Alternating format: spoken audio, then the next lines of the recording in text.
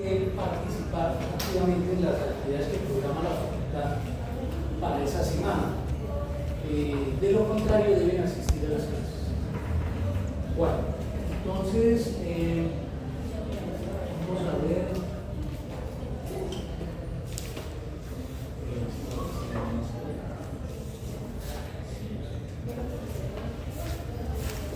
Vamos a adelantar un poco de farmacocinética. ¿En qué quedamos?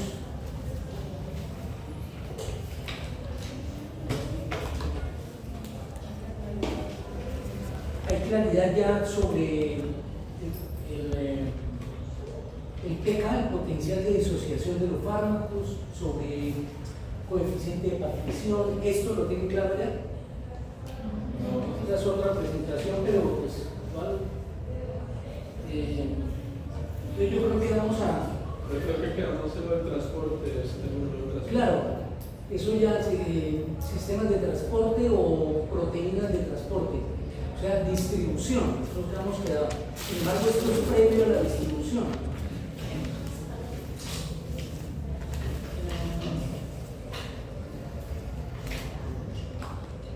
Entonces,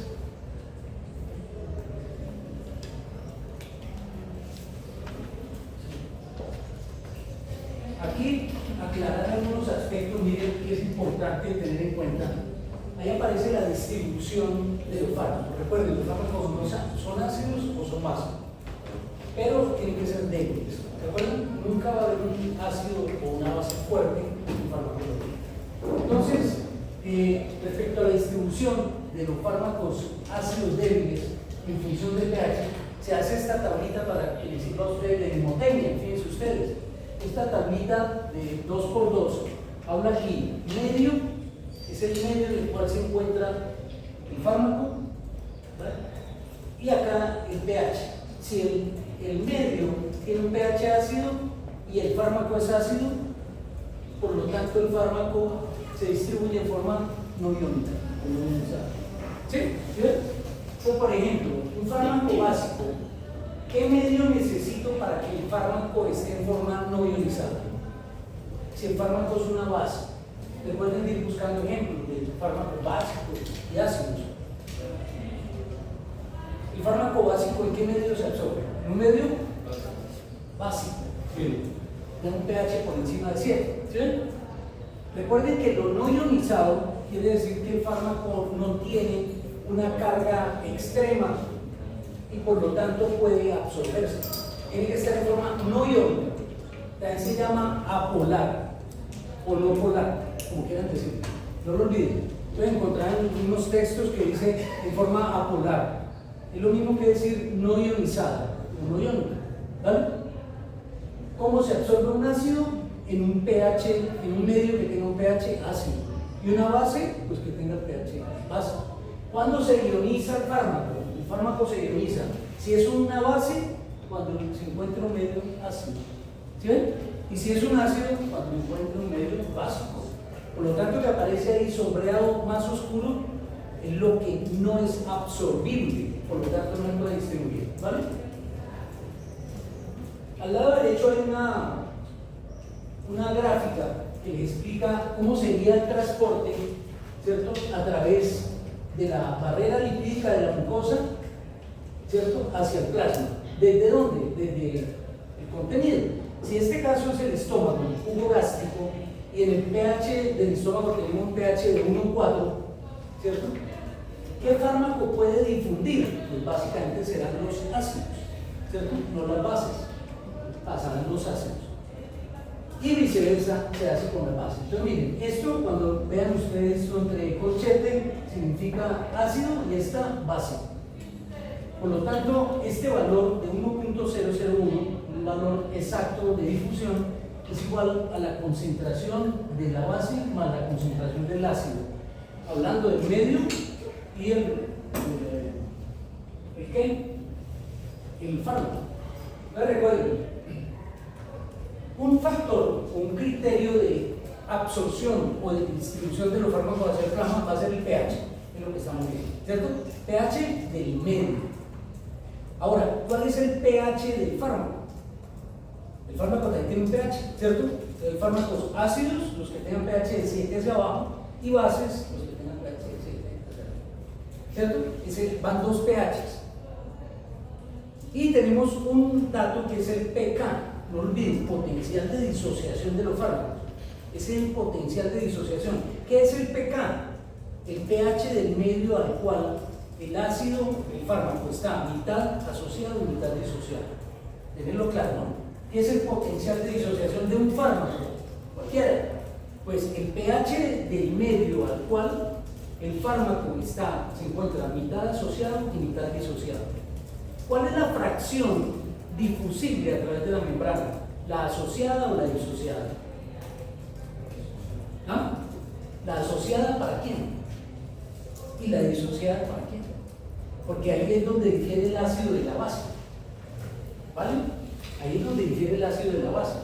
Un ácido, por ejemplo, claro que para poner un ejemplo, un ácido fuerte, el ácido clorhídrico, está conformado por ¿qué? Un protón, un hidrogenión y el cloruro, pero su polaridad es cero. ¿Por qué? Porque es apolar el ácido clorhídrico, porque el ácido clorhídrico es protón versus anión, ¿cierto? Y tiene la misma distribución de electrones de valencia, por lo tanto, un ácido fuerte, ¿qué les digo yo? Está estable. Cuando el ácido fuerte se disocia, se vuelve inestable. Por ejemplo, si se mezcla con el agua, se vuelve inestable y ahí es donde se presenta el problema. Si cae sobre la piel el ácido clorhídrico, ¿por qué no rompe la piel, nos quema la piel? Porque el pH de la piel, ¿cierto?, le cambia el potencial de hidrogeniones al ácido clorhídrico y ¿cómo lo quema? En otras palabras, el ácido clorhídrico no quemaría si permanece dentro del frasco. El ácido sulfúrico no quema si permanece dentro del frasco. Pero cuando los pongo al oxígeno, los pongo a un electrón o a un anión, inmediatamente se activa. Entonces, repito, un ácido como el ácido salicílico, la aspirina, ¿en qué forma se absorbe? ¿Ustedes en qué se le forma? No ionizado o apolar. Y en el medio en el cual se pueda distribuir o absorber será el medio que ácido. Así de fácil, ¿vale? Pero cuando hablamos de potencial de disociación, es un pH especial en el cual el fármaco, sea ácido o base, tiene la mitad de sus moléculas asociadas y la mitad disociadas. En otras palabras, podemos decir que todo fármaco, sea ácido o base, necesita el potencial de disociación para poder ser absorbido, ¿cierto? También podemos decir que la condición más óptima de pH de un medio es aquella a la cual el fármaco se puede absorber el 50%. ¿Sí? ¿Por qué? ¿Sí está claro? ¿Por qué no más del 50%? Porque siempre estará, digamos, lo máximo que puede permanecer una molécula en un estado físico, químico, ahí en ese momento, es mitad polar, mitad polar. ¿Sí? Si se polarizara todo, pues no se absorbe, entonces no sería un fármaco absorbible. Es más, sería un medicamento que no se absorbe. Cero. Y si está todo apolar, quiere decir que se absorbe 100%, ¿no? No existe en la naturaleza un elemento que pueda absorber 100% a un tiempo determinado. Digo un tiempo determinado porque eso que te estoy diciendo, Daniel, porque te estoy diciendo es a tiempo X, digamos 30 minutos después de haber consumido la tableta y haber vaciado el estómago del duodeno. Ahí la mitad está disociada, entonces si es un ácido y la mitad está disociada, esa mitad no se absorbe. Si es una base y la mitad está disociada, esa mitad se absorbe, porque son exactamente opuestos. Un ácido apolar está en equilibrio cuando está asociado, y una base apolar está en equilibrio cuando está disociada. Vamos a aclarar eso un poco más. Bueno, entonces un factor será pH, ¿cierto? Y el otro pK. Entonces tenemos ya tres conceptos: pH del fármaco, pH del medio y pK, ácido del fármaco. También es importante que sepan que el pK siempre se denota como pK ácido No importa que el fármaco sea base o ácido, no se van a confundir. A veces es un poquito complejo lo que estoy diciendo, pero realmente no lo es. Pónganle cuidado.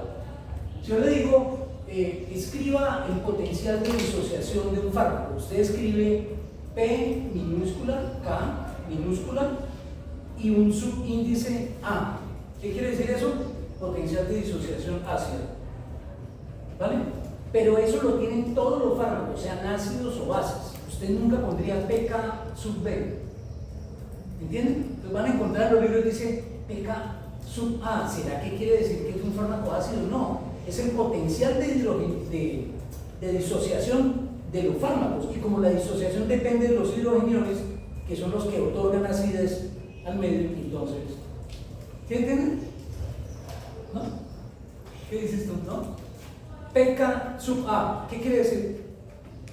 El potencial de disociación. ¿De quién? De los fármacos. De los fármacos. Sea ácido o base. ¿Qué es el PK sub A? Pues el pH del medio en el cual el fármaco se encontrará en ese tiempo, mitad asociado, mitad disociado. Punto. Sea ácido o base. ¿Sí? ¿Cómo se absorben los ácidos? Cuando están asociados. ¿Por qué? Porque en esa forma están en forma apolar o no ionizada, están en equilibrio. ¿Cómo se absorben las bases? En forma disociada. Porque las bases, cuando están disociadas, están en equilibrio. Escriba usted NaOH, por ejemplo, que es una base fuerte, NaOH, y al disociarla, se disocia en Na, ¿cierto? Arriba va un símbolo más, que quiere decir que el sodio tiene una valencia positiva, o sea que es un catión. ¿Sí? ¿Me están siguiendo lo que estoy dando sin necesidad de escribirlo? Yo creo que sí. ¿Y qué sigue la otra parte? NaOH. El OH también está en equilibrio. Porque el H le otorga el protón y el oxígeno la valencia negativa. Entonces, el protón con la valencia negativa lo mantiene en equilibrio en forma de OH. O sea que los grupos hidroxilo son neutros. En cambio, el NaOH no es neutro. Está en desequilibrio. ¿Sí que queda claro? ¿Cuántas valencias aportaría el NaOH? Pues dos protones y un anión, que es una valencia aniónica que realmente es el oxígeno. ¿Sí? Es el oxígeno, tiene un puntico y una rayita debajo. Bueno, miren acá, esto es no ionizado y esto ionizado, pero esto para un ácido. Ojo, un ácido se expresa como AH, BAH. ¿Sí? Se expresa como AHA. ¿Y una base cómo expresaría? No, HB. Que no hay que confundirla con el sub A del PK ácido. ¿No? Bueno, entonces, listo. Cuando un ácido débil, ¿qué es un ácido débil? Se connota como H y la A pegada ahí. Eso es un ácido débil. ¿Y cómo sería una base? H y una B, que significa base. ¿Sí? Si este es un ácido, al disociarse, ¿en qué se disocia? En la A del ácido, que es el componente aniónico de ese compuesto farmacológico, y la H del protón. Al disociarse, se ioniza. Mire que ahí se ioniza. Este está en un lado, este está en el otro. Está ionizado. En cambio, acá está no ionizado, está en equilibrio. Si ustedes pusieran ahí en ese esquema, mire, acá está el PK sub A, potencial de disociación de los fármacos. Se llama potencial de disociación ácido de un fármaco. No quiere decir que el fármaco sea ácido. Ese PK de este fármaco que estamos hablando es de 4,4. ¿Qué significa? ¿Qué significa ese 4,4? Que no puede ser 4,4 el 50% de fármacos se absorbido. Bien, también, ya lo tiene claro. Eso es, ¿queda claro o no? El PK ácido, se dice, ¿cuál es el PK ácido de ese fármaco? 4,4. ¿Qué significa? Que cuando el medio tenga ese pH, el fármaco se absorbe 50%. porque es lo máximo que puede disociar. Bueno. Listo. Entonces, el otro factor es el carácter lipídico de la molécula. O sea, un fármaco puede ser liposoluble o puede ser hidrosoluble. ¿Tienen claro el concepto de solubilidad? ¿Qué es un fármaco liposoluble? Por definición, aquel que tiene que ver con los lípidos, pero ¿qué es un fármaco liposoluble? ¿Que se disuelve? ¿Medios qué? Grasos de lipídicos, medios lipídicos, muy bien. Y un fármaco hidrosoluble, medio acuoso, ¿cierto? Así de fácil, lo vieron por allá en Jardín B, ¿cierto? Páramos. ¿Qué es un fármaco lipofílico? ¿Qué es un fármaco lipofílico? ¿Qué es filia? Afinidad. Afinidad, muy bien, afinidad. Entonces, ¿qué es un fármaco lipofílico? Tiene afinidad. El que tiene afinidad por quién? Por los lípidos, ¿cierto? Allá dice que un fármaco no ionizado, ojo, no ionizado, ya saben que no ionizado puede ser un ácido o una base, solo que cambia la forma. Un fármaco no ionizado, cualquiera que sea, tiene que ser lipofílico y tiene que ser hidrofóbico, porque son caracteres antagónicos. Todo aquel que es hidrofílico tiene que ser lipofóbico. Todo aquel que es hidrofóbico tiene que ser lipofílico. ¿Cierto? ¿Eso está claro? Como todas las reglas en la naturaleza y sobre todo en biología, no hay nada 100%. Hay excepciones. Entonces, hay fármacos que no son 100% hidrofílicos ni 100% lipofóbicos. Hay fármacos que tienen un pedacito de ese fármaco que es capaz de comportarse bien en medio acuoso y en medio lipídico. Y entonces le llaman fármacos anfóteros. Creo que ya lo hemos visto antes de Semana Santa, como lo mencioné, ¿no? Tienen que estudiar, muchachos, las guías, los libros, porque... Entonces, eso es... Entonces, si yo les pregunto a ustedes, ¿qué es una molécula anfotérica? ¿Qué es? ¿Qué tiene? Bien, que se comporta, que hay una fracción de él que se comporta en medio acuoso y en medio lipídico a la vez. Muy bien. Eso es la práctica. En laboratorio, ¿cómo hacemos eso?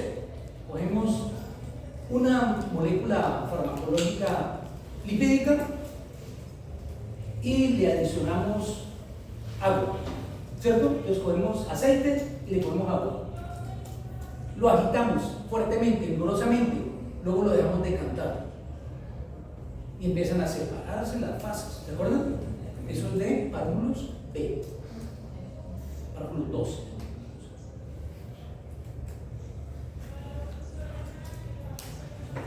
Ustedes, no sé si el café o está haciendo bochorno o es el grupo. Bueno, cualquiera que sea el café. ¿Estás tomando café, Daniel? ¿No tienes calor? Bueno, entonces es por el café. Ya está preocupado, el grupo me está generando calor. Bien. Entonces, recuerden, si una parte del fármaco es capaz de mantener ahí, entonces cuando yo agito otra vez vigorosamente la mezcla, empiezo a ver que se separan, pero ahora va quedando un menisco, ¿verdad? Se queda una franja en la mitad de los dos. ¿Arriba qué va? ¿Fracción acuosa o lipídica? Bien, lipídica, porque es menos densa que el agua. Entonces, todo lo que sea menos denso que el agua va arriba. Entonces, lipídica. Y abajo, acuosa. Y usted se queda mirando el tubo de ensayo y en toda la mitad hay un menisco. ¿Vale? Entre más grueso sea ese menisco, quiere decir que el fármaco es más anfótero. O sea que tiene capacidad de compartir moléculas en componente acuoso y en componente lipídico. Bien. Entonces, ¿qué dice ahí? Precepto. Ya, un precepto decíamos, todo fármaco puede estar 50% en forma polar y 50% en forma apolar. O sea, 50% ionizado y 50% no ionizado. ¿De qué estoy hablando? ¿De qué estoy hablando? Potencial de disociación ácida del fármaco. Ahí está. ¿Cierto? Ya lo hemos dicho. Bien. Y el otro componente ya no es dependiente del pH, es dependiente de la característica lipídica o acuosa de una molécula. Una cosa es que el fármaco sea un lípido y otra cosa que el fármaco se comporte en un medio lipídico. ¿Están de acuerdo conmigo? Si el fármaco es un lípido y se encuentra en un medio lipídico, ¿tendrá problema para pasar ese medio? Pues no, porque es afín. Él es afín y esa afinidad se llama filia, entonces se llama lipofílico, el fármaco lipofílico. El fármaco lipofílico, quieren verlo de otra forma, es aquel que busca los lípidos para poder pasar una interfaz, el lipofílico, ¿cierto? Y el hidrofílico, pues busca el agua o los componentes acuosos, protónicos, polares para poder interactuar con él. Vamos a un ejemplo, la vitamina. Hay dos tipos de vitaminas, hidrosolubles y liposolubles. Ahí está, para que expliquen eso. ¿Cuáles son las hidrosolubles? Ahora usted me contesta las que son solubles. Bien, ahora menciones. Vitamina C es hidrosoluble. Vitamina C es hidrosoluble, muy bien. ¿No hay más? Tiamina, riboflavina, piridoxina, cianocobalamina, pantotenato, ácido pantoténico, ¿no? Todas son hidrosolubles. O sea, el complejo B, todo es hidrosoluble. ¿Están de acuerdo o no? Por lo tanto, usted no encontrará las vitaminas hidrosolubles en un medio lipídico. En cambio, sí encontrará las vitaminas liposolubles en un medio lipídico para aplicar este concepto de paso a través de membrana. ¿Están de acuerdo o no? Bien. ¿Cuáles son las liposolubles? La A, la E, la K y la D. A, D, E, K. A, D, E y K. Son liposolubles. ¿Qué quiere decir? Que son solubles en lípidos. Y además son lipofílicas, pero son supremamente apolares porque son lipofílicas. En cambio, las que son hidrofílicas son polares. Ahí entenderán ustedes por qué si un fármaco se va a la orina, ¿cierto? Si el fármaco se va a la orina y está en forma polar, ¿se excreta o no se excreta? Apliquen esos conceptos. Está en forma apolar. ¿Se excreta o no se excreta? No se excreta.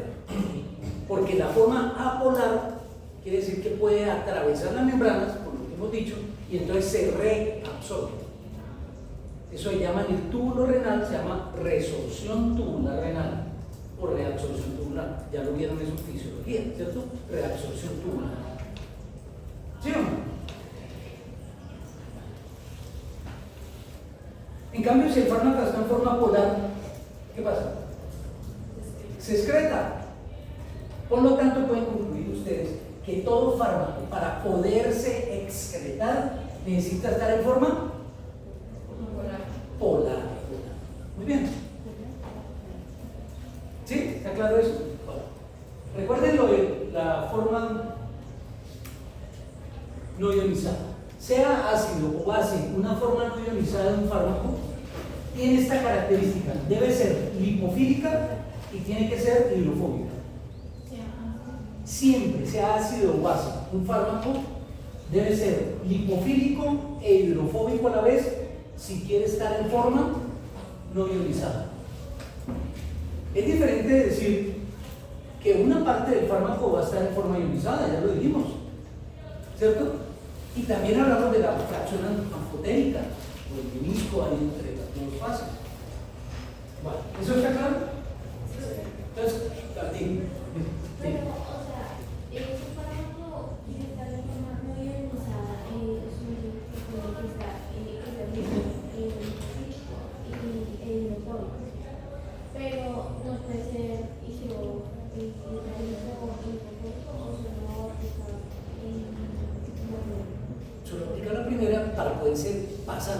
membrana? Sí. Siempre. Siempre.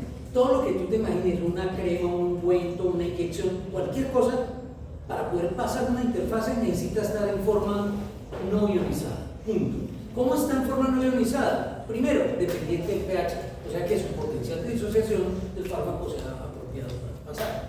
Y segundo, que sea lipofílico e hidrofóbico a la vez. Ahora, lo que sí tienen que tener claridad es que un fármaco no está 100% así, recuerden que ya lo dijimos, ¿cierto? No está 100% así. Digamos de otra forma, si yo tuviera 500 miligramos de una fracción de un fármaco disponible para la absorción, ya sabes que es disponible para la absorción, ¿cuánto de esos 500 se puede absorber a la vez? ¿Cuánto? 250. 250. Bueno, 250. ¿Queda claro? Daniel, ¿está claro? Bien. Pasó el tiempo, el fármaco sigue avanzando y cambian las condiciones ahí de pH. Hay una fracción del fármaco que a lo mejor apenas cambia el pH puede volverse no iónico, otra vez, no iónico. Esa mitad que quedaba ionizada, ¿sí? Puede pasar otra vez, mitad ionizada y mitad no ionizada. Por eso las flechas que usted ve ahí son bidireccionales, porque los fármacos se están moviendo no solo al lado de la membrana, sino su estructura química también se va cambiando. ¿Sí? ¿Queda claro? Esa es la dinámica cinética. ¿Y qué es un fármaco ionizado? El que está hidrofílico y lipofóbico. Hidrofílico y lipofóbico. ¿Se acuerdan que les dije las vitaminas hidrosolubles? Como son hidrosolubles, pregunta, ¿ellas se absorben por vía oral? Entonces la respuesta es sí. Lo que pasa es que es menos eficiente la absorción que si la inyecto. Porque si la inyecto, ya, se la pongo de una vez a un vaso sanguíneo, entonces se queda circular. Ahora bien, ¿cuál es la forma de administrar las vitaminas liposolubles? Pues oral, la vía oral. ¿Por qué? Porque como son liposolubles yo necesito que se encuentren frente a la mucosa intestinal y esa fracción lipídica va a pasar fácilmente el intestino. ¿Sí? ¿Qué pasa si se inyecta? Es una embolía gástrica. Es una embolía, o sea, es un error terapéutico. Se inyecta, ¿por qué va a inyectar? Ahora, hay vitaminas que se pueden inyectar, claro, a dosis muy bajas y la fracción hidrosoluble de esa vitamina se puede inyectar. Es que creo que la vitamina Pero puede gritarme, no me molesta. Es que no te escucho. La estudiante me preguntó, bueno, digo, la vitamina se inyecta. ¿sí? O sea, yo he visto que inyectan vitamina Ajá. entonces, y eso es muy exitoso. O sea, ¿eso es un problema o si se puede? Sí, sí se puede. Es un problema, pero sí se puede. O sea, ambas cosas. Es un problema porque poner una vitamina lipídica puede generar un émbolo graso. Sí, o sea, tú pones la vitamina, pero hay que ponerla muy lenta. Y si la pones rápido, emboliza. O sea, forma un émbolo graso.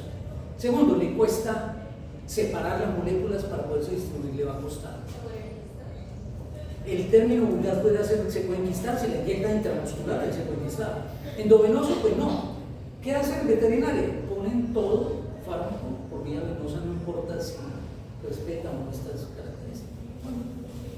Por ejemplo, hay fármacos que vienen en aceite, son supremamente oleosos y se lo inyectan a la pobre vaca ahí en noveno, ¿no? Le ponen la yugular y chan, o al novillo, y llega el novillo y se va al piso.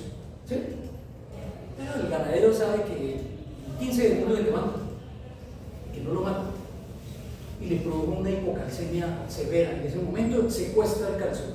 ¡Pah! Entonces se queda sin energía, incluso el corazón.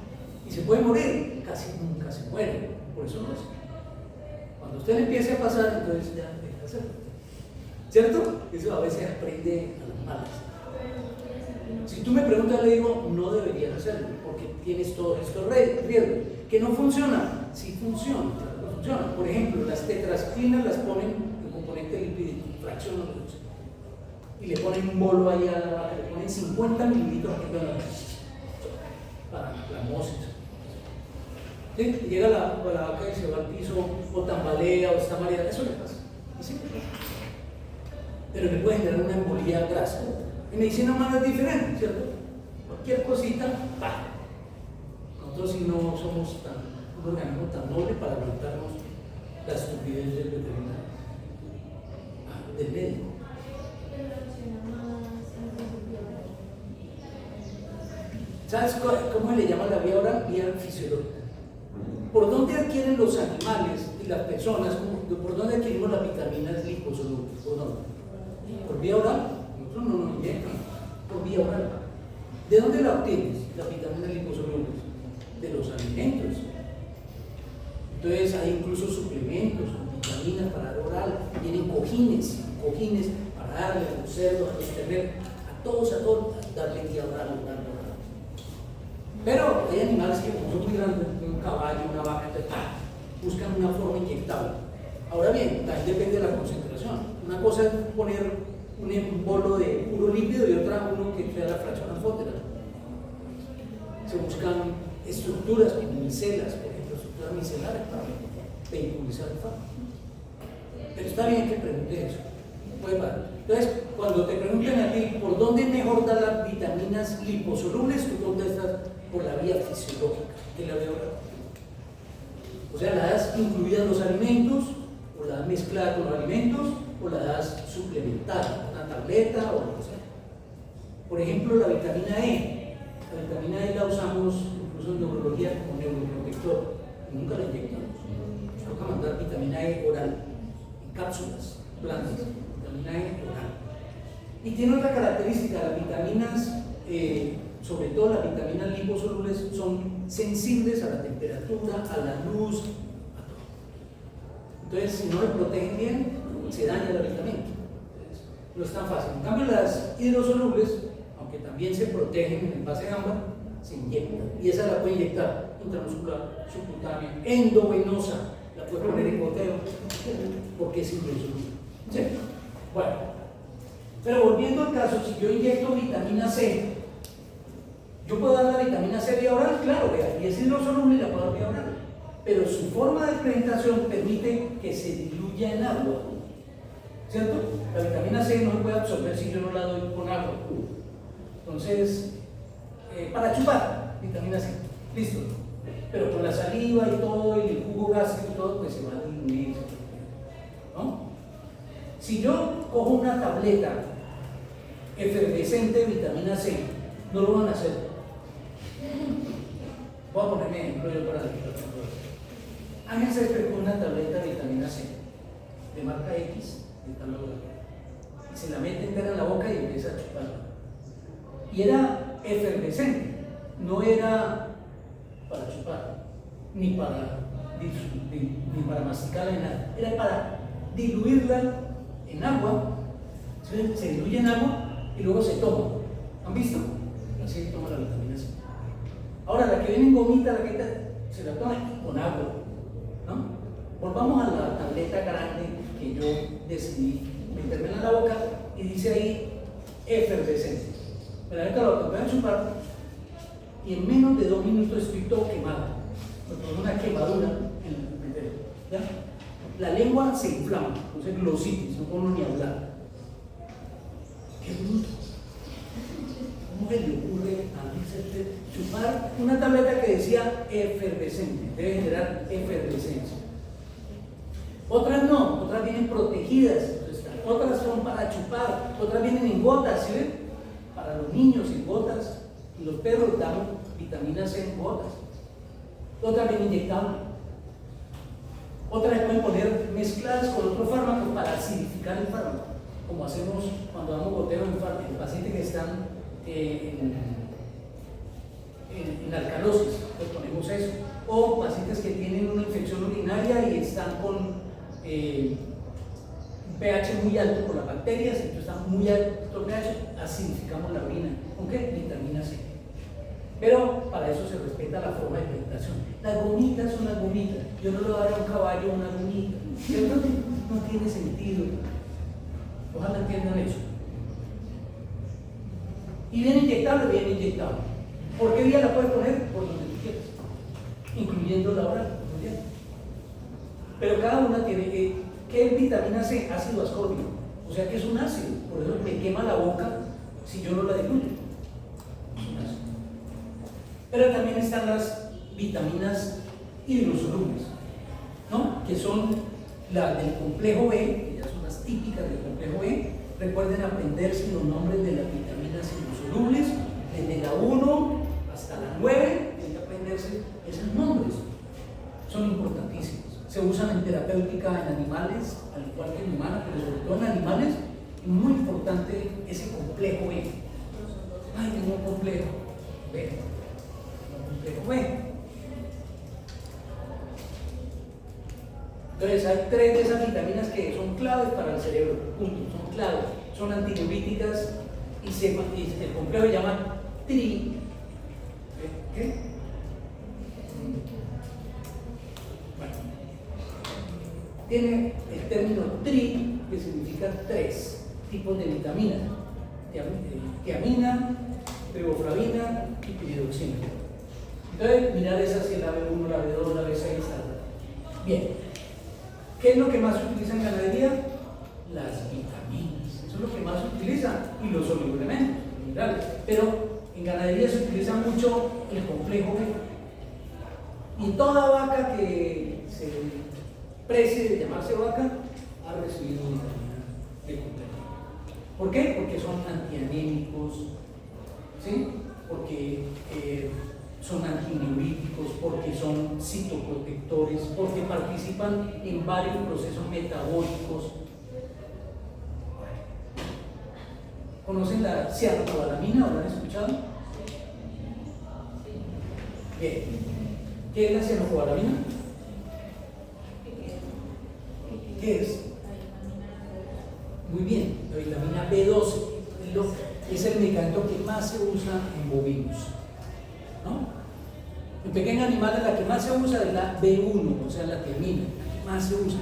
Pero vienen generalmente multivitamínicos, se llaman suplementos multivitamínicos y minerales, y viene de todo. Trae vitaminas, trae aminoácidos, trae una cantidad de cosas. Bueno. Bien, entonces ahí vamos en lo de distribución, ¿cierto? Va a diferentes partes, miren.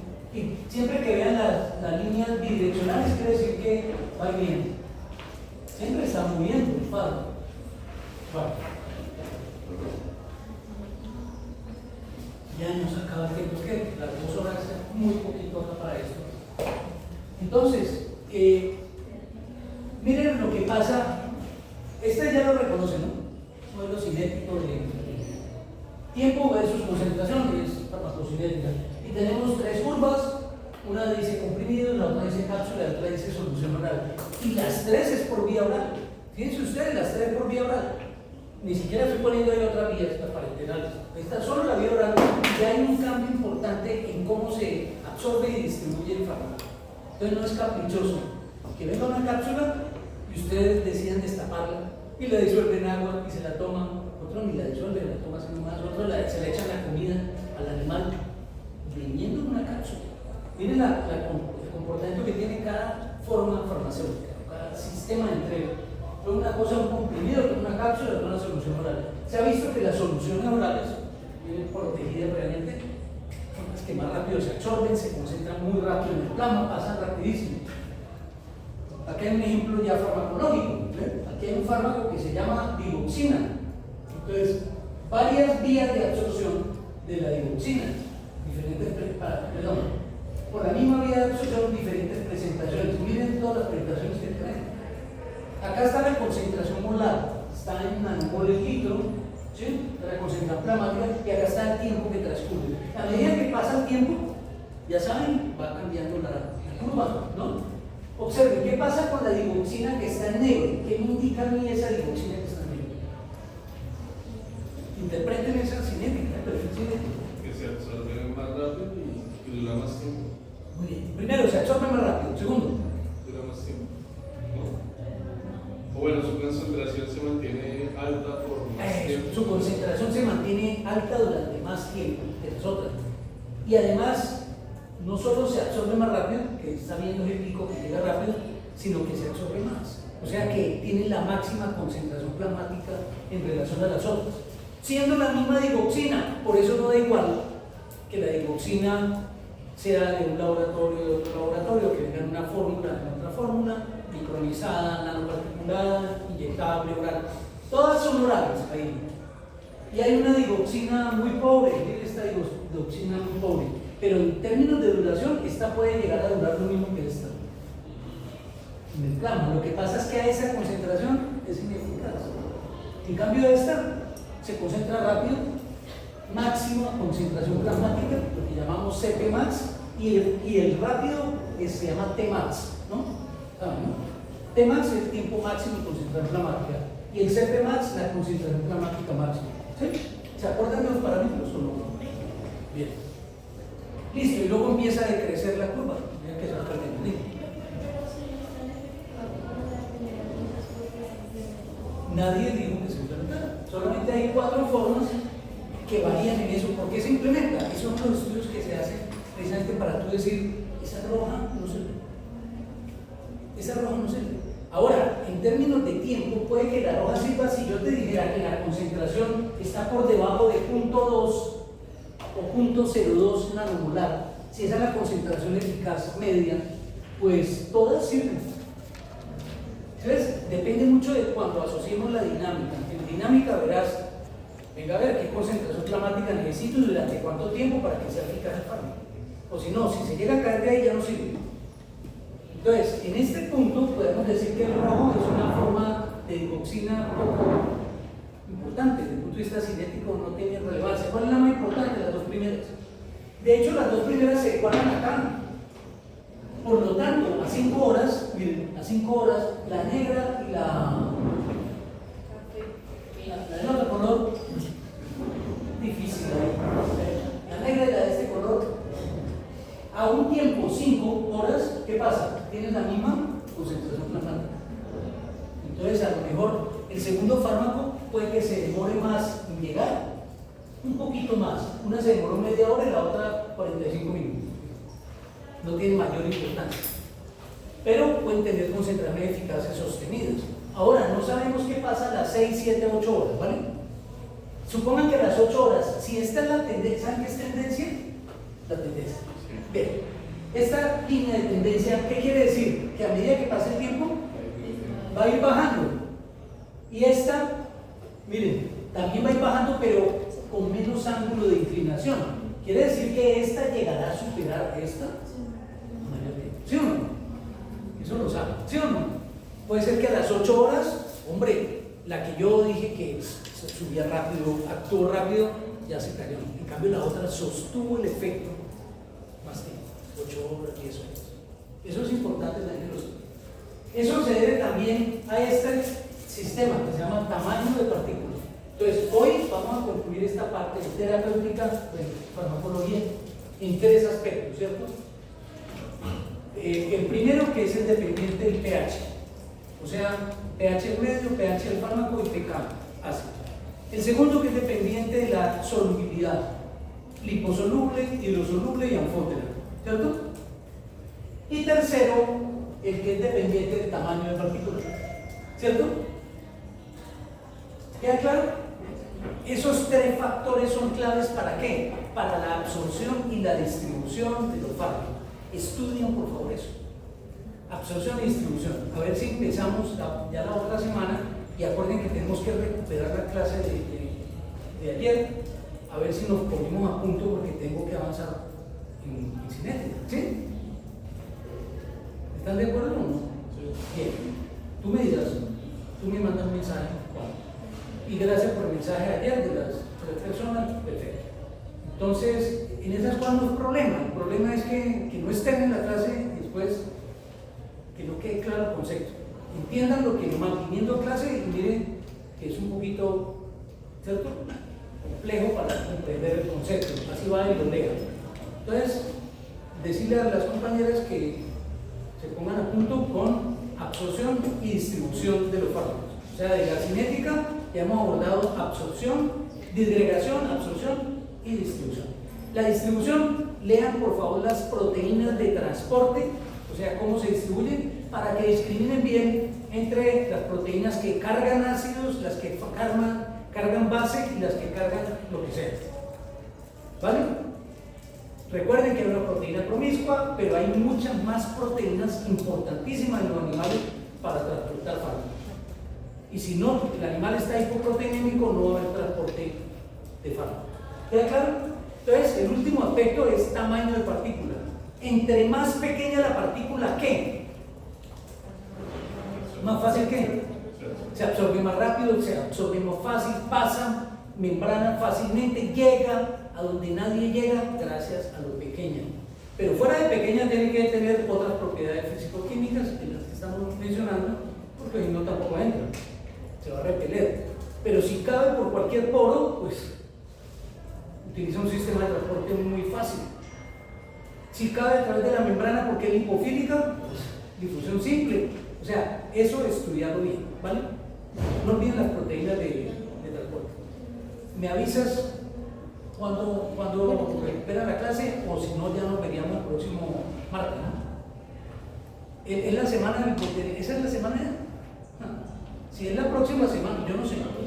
Es en mayo, ¿no? Es la segunda semana. Ah, bueno, es la segunda semana.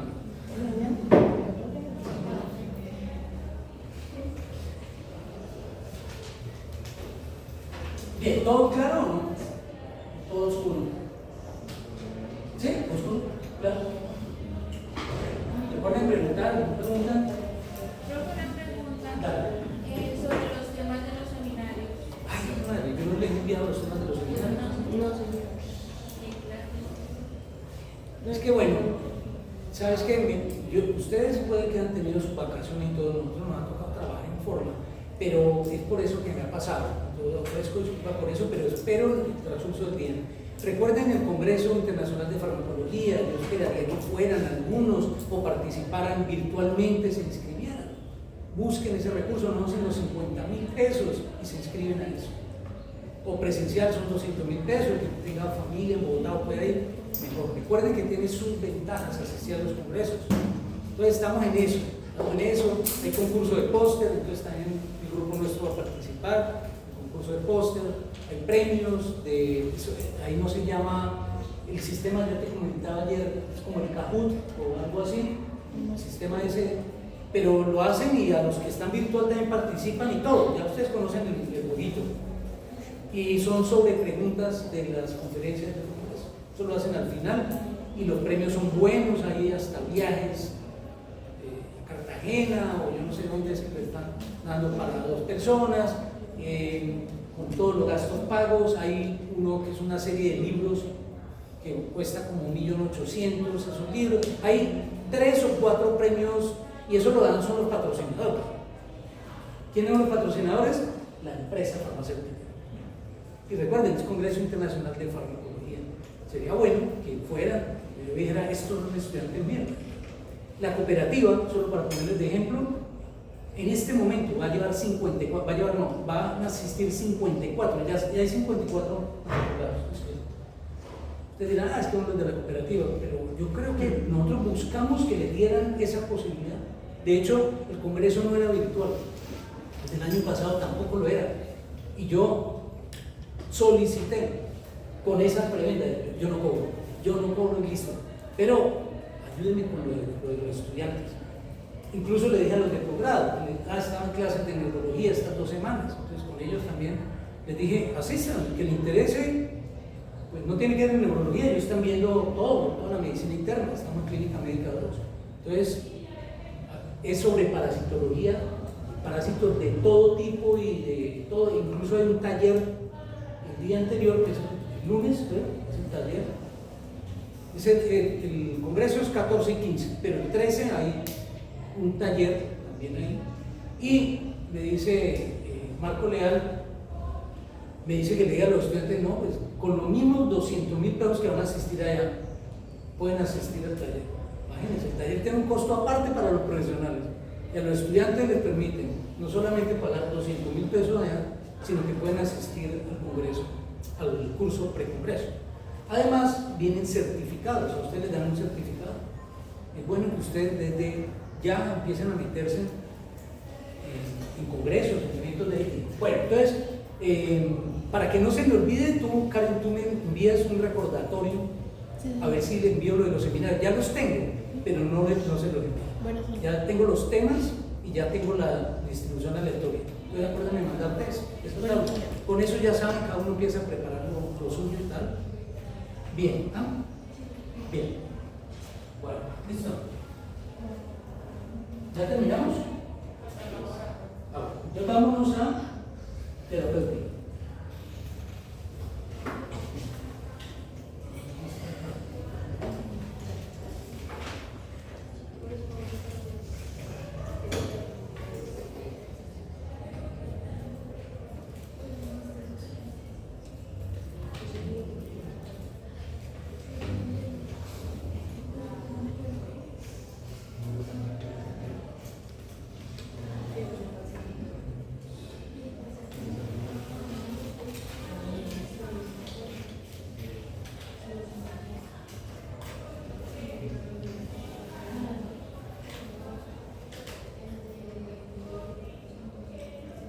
Vamos a seguir acá. No tengo el terapéutica.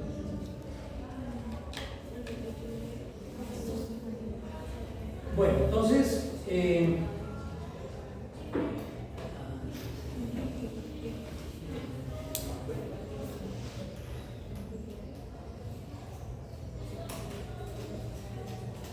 vamos a tener que hacer esto de lo mismo, ¿no? ¿Sí? La que está. ¿Qué pasa?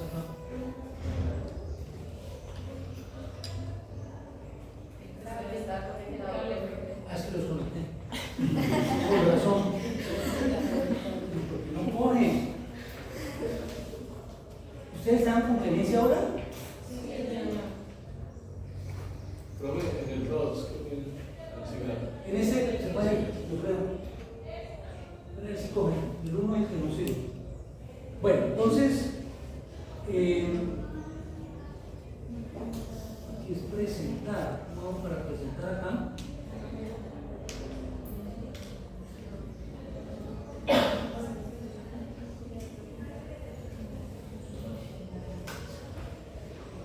Bueno, ustedes estudian por su parte eso de las proteínas, ¿vale?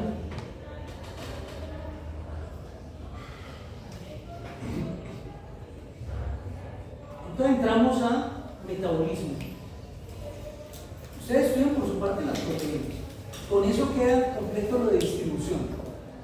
El mapa que les mostré donde distribuye a todos lados, ya saben que es bidireccional. O sea que el fármaco va y viene entre compartimentos. A las fases le llamamos, a las membranas que separan las fases le llamamos interfaces, ¿cierto? Entonces una interfase puede ser el epitelio intestinal, puede ser el endotelio, puede ser la barrera mastocefálica, puede ser sí, el hígado, son barreras. Los túbulos renales, eso lo vamos a ver ahora. Entonces, hay un problema con el paso de sustancias a través de las membranas de los fármacos. Es que generalmente, bueno, les hablé de la bondad de la vía oral, ¿no? Que es la vía fisiológica y tal. Pero tiene un problema. ¿Cuál es el problema de la vía oral? ¿Ah? Si hay afección intestinal, entonces está contraindicado. ¿De acuerdo? ¿Ah? ¿Qué?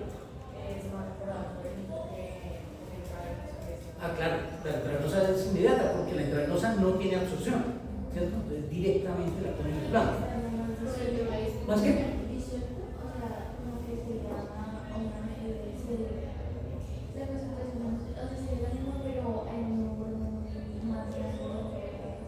Al aumentar el volumen, ya sabes que es inversamente proporcional a la concentración, ¿cierto? Entonces, como se diluye, lo que tú dices, se diluye mucho líquido, entonces ahora está menos concentrada en ese medio. Además demora más tiempo en pasar, ¿cierto? Además no pasa todo, porque pasa solo el 50% de lo que ya vimos. ¿Cierto? Esas son las variables. Pero hay un gran problema, el más importante es ese. lo que llaman circulación presistémica o la circulación portal. Todo lo que se da por vía oral y se absorba por el intestino, por el estómago, por todo el tubo digestivo, pasa al sistema porta-cava. Y el problema de pasar al sistema porta-cava es que, recuerden que pasó el 50% en el momento, ¿no? Llega al sistema porta-cava y entonces ¿a dónde se va? Al hígado, que es el principal órgano metabólico. O sea que se va derechito al hígado antes de ir a dónde? A donde se necesita, o sea, al blanco, que llamamos al blanco. ¿Sí? Antes de ir al blanco se va al hígado. Todo lo que se dé vía oral pasa primero por un retén que se llama hígado, gracias al sistema porta-cava. ¿Está claro? Entonces, muy bueno por vía oral porque es fisiológica, respeta las barreras, ¿sí? El fármaco va a estar en un medio adecuado para absorberse y tal. Se va a concentrar, sí, se va a concentrar en el plasma, ¿bien? Pero tiene un problema, que apenas pasa el plasma, no va a pasar por la arteria aorta, ni va a pasar por la arteria pulmonar, no. Va a recogerlo, la cama esplácnica, va a recoger el sistema sanguíneo capilar, lo recoge de todas las vísceras, ¿vale? Sea duodeno, yeyuno, endilio, ahí lo va a recoger y lo pasa a la porta, y de la porta va al hígado, y en el hígado llega al hígado y detecta que son moléculas extrañas y las metaboliza, o sea que les quita actividad farmacológica. ¿Está claro? Ese es lo que llamamos primer paso. Primer paso es un mecanismo de fisiológico, y cuando damos medicamentos a los pacientes por vía oral, generalmente se incrementa el metabolismo antes de ir al blanco.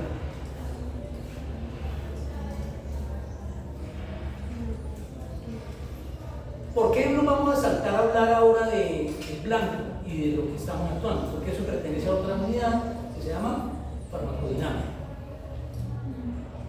¿Vale? Entonces, se absorbió del intestino al sistema portal, y luego va a la cava caudal, y luego se mete al hígado. Y en el hígado, en un 2×3, fractura el fármaco y destruye gran cantidad. Pero claro, no lo destruye todo, algunos se escaparán de ese retén. Y ese que se escapa es el que va al blanco. Por lo tanto, vamos perdiendo. ¿Se ve que vamos perdiendo? Entonces ella decía claramente, en cambio, si lo inyecta por vía endovenosa, la biodisponibilidad es del 100%, ¿sí es? Del 100% a tiempo cero. Todo esto es jugar con tiempo y concentración. Entonces, a tiempo cero, ¿cuál es la biodisponibilidad de un fármaco que se inyecta endovenosa? 100%. Jamás por vía oral, nunca será el 100% a tiempo cero. De hecho, a tiempo cero es cero. Y a medida que pasa el tiempo empieza a subir un poco en el plasma. Quiere decir que está absorbiendo, pero a la vez está yendo al hígado y a otros órganos metabólicos, pero sobre todo al hígado. Bueno, muy bien. Entonces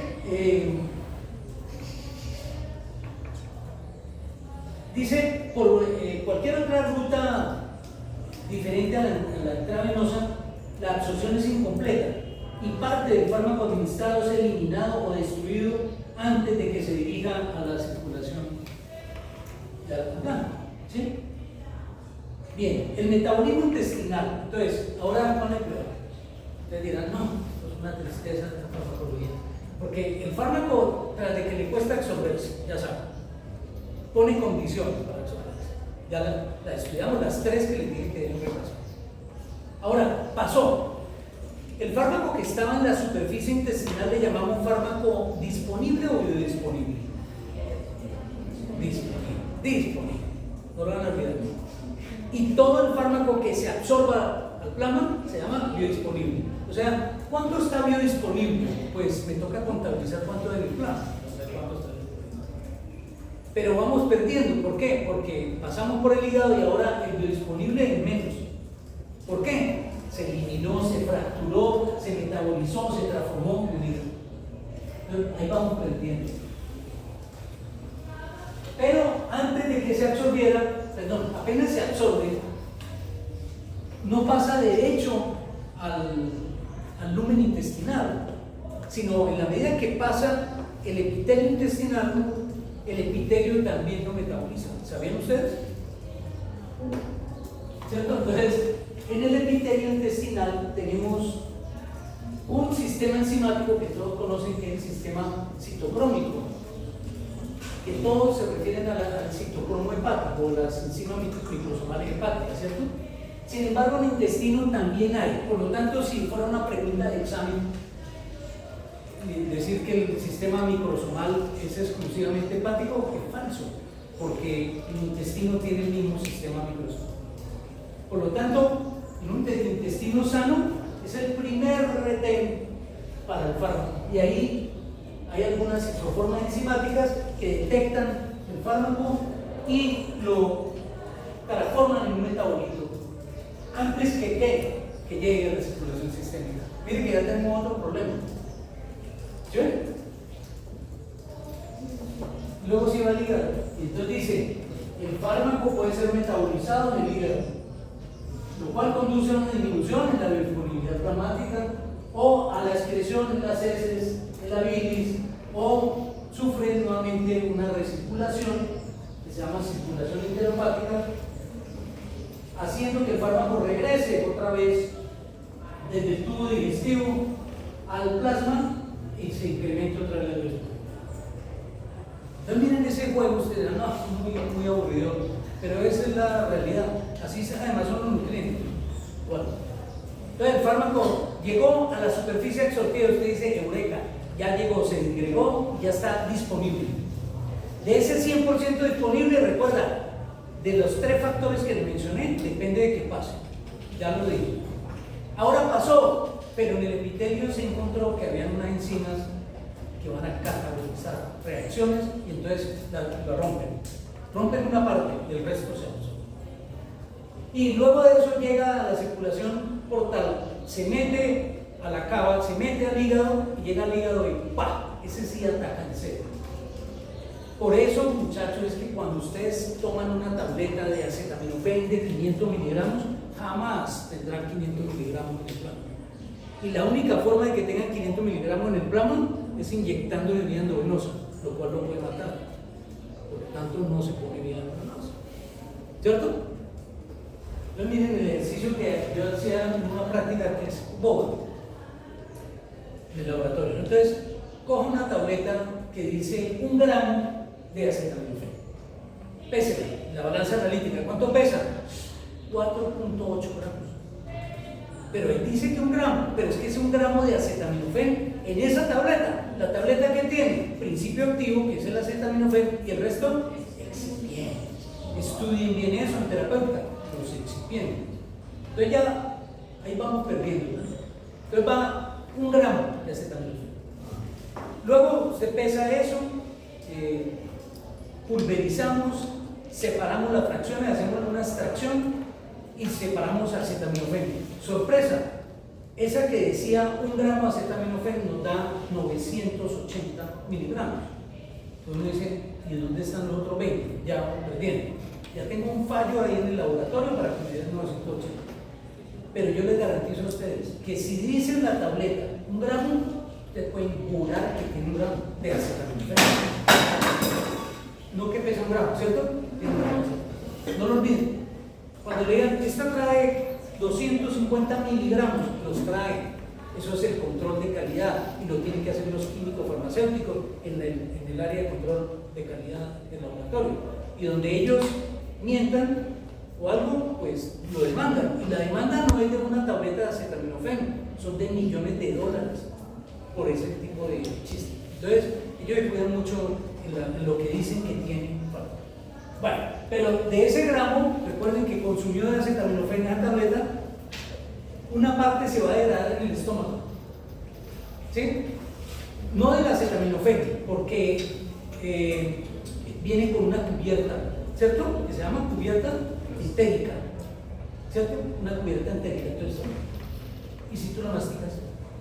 En vez de cargarla con agua, la masticas. ¿No sabes? ¿Sí sabes? Claro. Al romper la cubierta, entonces queda expuesto ¿quién? El acetaminofén. porque un excipiente era la cubierta, la caja que tenía ahí para protegerla del ácido tan bravo que tiene el estómago. ¿Sí? Entonces el fármaco, cuando se libere ahí dentro del estómago porque a la persona le ocurrió masticarla, se inactiva con un pH tan ácido y murió. Por lo tanto, de ahí en adelante, descuenta, ya no va a servir la acetaminofén. Otro ejemplo aplicable: ¿usted con qué toma la aspirina? Una aspirina, que es un ácido, el ácido salicílico, un fármaco ácido. ¿Con qué te lo tomas? Con agua, muy juiciosa, felicitaciones. Tú, con café, tú, yo no tomo aspirina, tú, con agua, agua, todos con agua, los felicito. A ti no, a los demás los felicito. Los medicamentos solo se toman en agua, para que no se modifiquen las propiedades del fármaco. Otros dicen, no, estoy tomando café, yo tomo mucho café, entonces me la tomo con café. Yo también hago esas bestialidades. Eso no quiere decir que esté bien hecho, yo le enseño lo que está bien hecho. Pero otro dice, no, con juguito de naranja, porque estoy desayunando. Juguito de naranja. ¿Sirve? Claro que sirve, porque el jugo de naranja tiene ácido cítrico, y el ácido cítrico es miscible con la aspirina. ¿Por qué? Porque ambos son ácidos, o sea, son biocompatibles.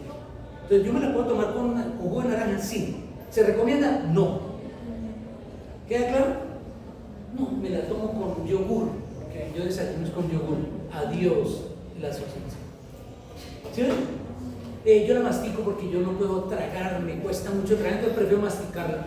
El otro la tritura sobre una cuchara, ¿cierto? Todo lo que vean ustedes así está mal. Y pueden decir que yo lo dije, no importa. Yo tengo. Cuando mastiques una tableta, acuérdate, vas perdiendo. En el mejor de los casos vas a tener menos efecto. Además del daño, si es una tableta de aspirina y yo la mastico, el ácido del ácido salicílico me va a romper el estómago. O sea que la cubierta entérica no solo es para proteger el fármaco, sino para proteger el estómago del fármaco. Hagamos las cosas bien, dime. O sea que está mal el hecho de que a uno de comprarle la pastilla al perro por la comida, ¿sí? Porque el perro no la va a masticar. Ahí, si el perro la mastica, vamos mal. Pero si el perro la traga, el esconderla con la comida es para que se la trague sin darse cuenta, porque no se la puede tragar por las buenas. Pero igual hay un mecanismo para hacerla tragar. Bien, entonces, pero si tú me dices, tiene una tableta para tragar, ¿vale? Al perro no le vas a dar agua después de eso. De hecho, él va a tomar agua después. Pero uno generalmente no le da agua después de darle una tableta, se la da ahí en seco y listo. Pero trae la cubierta entera, no le va a hacer daño. Lo que tú dices es coger de pronto la tableta y romperla y mezclársela con la comida. No, o sea, como yo no se la colocan entera, pero que no sé, en carne o en Carne, por ejemplo, que casi no le gusta los perros. Un pedacito de carne, ¿para qué? pues para que el animal le la trague. Sin darse cuenta, se la trague. El perro ni siquiera le encanta tanto la carne que no la mastica, pero la pasa sin largo. Eso es lo que uno busca. Pero si es un gato, ya no puedes hacer eso. Se te come el dedo el gato, no le da la pasta. Bien, no está mal, ese procedimiento está bien, porque vamos a engañar al perro para que trague la tableta. Pero el humano que diga, no, yo la mastico, hombre, está mal. ¿Queda claro eso? Bueno. Listo. Entonces recuerden los mecanismos del primer paso. Es un problema en cierta medida que pasemos antes por el hígado, pero hay que hacerlo si se da por vía oral. Entonces observen que en el hígado hay una cantidad de moléculas que forman conjugados, que son conjugados polares, lo cual facilita la excreción, pero también miren, de la absorción de la circulación portal desde el intestino a la porta y luego recaba al hígado hacia ese metabolo. Entonces, yo mando el fármaco, tengo todas estas moléculas, ¿cierto? Pero como me tengo que absorber acá, nomás en la superioridad absortiva ya voy perdiendo por el CPN. Y luego llego al hígado y allá encuentro, esa es la factoría de enzimas microsómicas. El hígado traigo a perder otra parte. Entonces, lo que dice aquí en el texto, dice como resultado del paso a a través de la circulación hepática, algunos fármacos pueden ser metabolizados completamente e inactivados antes de que lleguen a la circulación renal. Esto que está escrito aquí, muchachos, es todo un fracaso terapéutico. Si un fármaco llega al hígado y todo se metaboliza antes de ir a la circulación sistémica, ¿qué hice? Nada. Puse a trabajar al hígado, puse a trabajar el intestino y el fármaco jamás llegará sano al blanco. Por lo tanto, no tendrá actividad. Todo eso se estudia y gracias a esos estudios es que se elaboran los fármacos, se diseñan los fármacos. Y gracias a esos estudios que le dicen a usted no va a masticar la tableta del Peloxón, no va a hacer esto, porque ya se sabe. ¿Queda claro? ¿Está claro eso? Luego decimos que el efecto del primer paso es importante, ¿no? Debido a que las reacciones metabólicas hepáticas inactivan un gran número de fármacos que se administran por vía oral y las rutas alternativas de la administración son evitadas, evitan el primer paso, lo cual puede ser un efecto considerable e importante. ¿Qué efecto es importante? Usar fármacos o vías, rutas de administración que eviten el primer paso. Ya las vimos, ¿no? ¿Son? ¿No? ¿Sublingual? ¿No? ¿No? Rectal, muy bien. Y vaginal. No, parenteral son las inyectables. Parenteral son las inyectables. Intramuscular, subcutánea, endovenosa también es parenteral. Ahora, no nombren la endovenosa en esas rutas que evitan el mecanismo de primer paso porque no es una vía absortiva. Ahí no se absorbe. Pero obviamente, si tú la pones vía endovenosa, ¿cuál es la biodisponibilidad del fármaco? 100% a tiempo, cero. Y si quiero que el tiempo sea mucho más gradual, ¿qué haces? Muy bien, entonces pongo un goteo. ¿Quieren que esté la concentración plasmática máxima todo el tiempo ahí? Usted pone un goteo. En vez de poner un bolo. Porque el bolo de todas maneras tarde o temprano irá al hígado. ¿Vale? Y en el hígado se va a metabolizar. Pero si pasa primero por el hígado y el fármaco se destruye 100%, ¿cuál es la fracción biodisponible? Cero. Si se destruye el 100%, la fracción biodisponible será cero.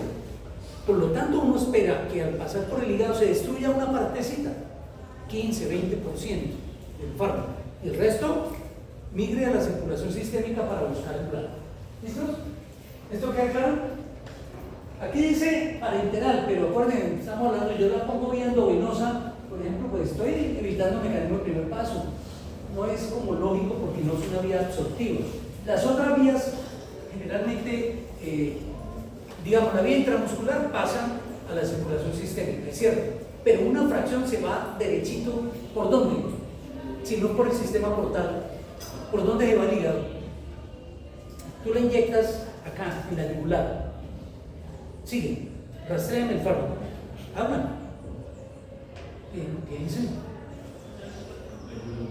La pongo en la yugular, ¿y qué? ¿A dónde sigue? Sigan.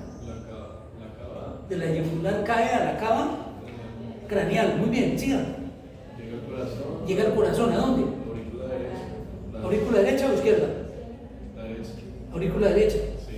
Bien, cae ventrículo derecho. ¿Sale? La circulación. A la circulación pulmonar, muy bien. Luego regresa. Muy bien. Ventrículo izquierdo, sale oxigenada, al fin a la circulación sistémica. ¿Vale? Muy bien. Mientras hace ese tránsito, ¿cuál es la primera arteria que deriva de la aorta? ¿Cuál es la primera arteria que deriva de la aorta? La primera rama, ¿cómo se llama? No puedo saber más yo de la anatomía que ustedes. No puede ser. Dicen, ay, es que eso lo vimos hace 2 años. Pregúntenle a mí cuándo lo vimos. Pero como estamos usando, no olviden los conceptos que ya traen de anatomía. Entonces, de la aorta, ¿a dónde va? ¿Cuál es la primera rama? Pues la primera rama se llama coronaria, la gran coronaria. Entonces va al corazón y entonces nutre el corazón, es la primera. Muy bien. Y luego el tronco brachiocefálico, ¿cierto? Y entonces, ¿dónde deriva? Y vamos a las carótidas, las externas, las internas, etc. Como sea, cuando llega la circulación sistémica, ya pasamos todo ese tránsito hasta la circulación sistémica, llega a otra arteria importante después del tronco braquicefálico, de la mesentérica anterior, ¿cierto? Luego sale arteria hepática. Y entonces la arteria hepática manda al hígado y ahí va el fármaco. Pero fíjense que se demoró más tiempo en llegar al hígado que si lo damos por vía oral. Fíjense cómo es la contradicción de eso. Si yo la pongo endovenosa, va más tiempo en llegar al hígado, demora más tiempo que si la diera por vía oral, siendo la vía oral la más lenta para la absorción. ¿Vieron? Eso es bien interesante. Bueno, pero de todo, por eso la vía parenteral se considera así. Ahora imaginen el intramuscular. Vamos a ponerle en la nalga del caballo. ¿Qué músculo es? Donde inyectaron en la nalga del caballo. ¿En nalguillo? No. Glúteo. Muy bien, glúteo. El glúteo medio, glúteo profundo, glúteo superficial, semimembranoso, semitendinoso, ¿cierto? Todos los grupos musculares ahí, que el anca, qué músculos tiene. ¿Para qué les enseñan a ustedes tanta cosa? Pues para que cuando llegue el momento, digan, me toca repasar dónde lo voy a inyectar, ¿no? No donde caiga, no en cualquier músculo, no entre músculos. A mí no se me olvida que aquí nos enseñaban que las inyecciones intramusculares, como era práctica, en esa época la farmacología era práctica. Entonces cogía al pobre caballo, ahora chúselo usted, y el caballo ahí poniendo el cuello. Créeme, era un solo caballo para todos los estudiantes. Iban pasando y usted no podía repitar, y ese caballo ya inflamado y todo. Eso le da uno ganas de renunciar a una profesión donde le enseñan a usted a martirizar a un animal. Hoy en día, gracias a la protección animal y gracias a leyes y todo eso, ya no se hacen prácticas bestias. Se hacían de toxicología, se cogía una oveja y se le daba un veneno vía oral y la poníamos a convulsionar. El profesor era feliz viendo a ella y usted agarra la esta y usted chúsela con él para ver una oveja. Una se moría, bueno, no importa, se murió. Así era la enseñanza de la medicina veterinaria, no la del siglo XXI. Usted ya tiene otra medicina. Entonces, aquellos que dicen, no, es que a mí me gusta chuzar, primero aprenda anatomía, aprenda fisiología, aprenda farmacología y luego chuse. ¿Ven? Y nos enseñaban, el profesor era tan malo, que nos enseñaba que la inyección se ponía entre el músculo semitendinoso y el semimembranoso, o sea, en la poliurosis, o sea, donde no se absorbe. Eso no nos enseñaban más. Es más, nos calificaban ahí de que usted inyectara sobre la masa muscular, no era, mire aquí en este surco donde se separa el semitendinoso del semimembranoso, aquí en la parte baja del pene, ¡pah! Ahí se inyectaban. Cuando eran oleosos o lipo solubles los fármacos, se formaba un quiste, se enquistaba la inyección. No importa, malas. Esa era la medicina, ¿no? Porque ha evolucionado un poco. Entonces, por eso les exigen a ustedes tanto. Porque es que no es justo que a esta altura, con todas las dudas que ustedes tienen, nomás de ir, busquen una imagen tridimensional, pónganla a editar, busquen en anatomías que ya hay virtuales, ya no, ni siquiera tiene usted que ir a un cadáver a ver un músculo que no se parece en nada al real, ¿cierto? Ahora ya es con modelos, ahora es con modelos computarizados. Aquí está.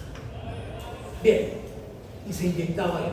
Entonces, si yo la inyecto intramuscular, que no es lo mismo que intermuscular, recuerden, es intramuscular, tiene que pinchar donde hay fibra muscular, pues los capilares que están ahí recogen el medicamento de ahí y lo transportan y se va a la circulación portal, pero, circulación general. Por eso evita el mecanismo de primer paso.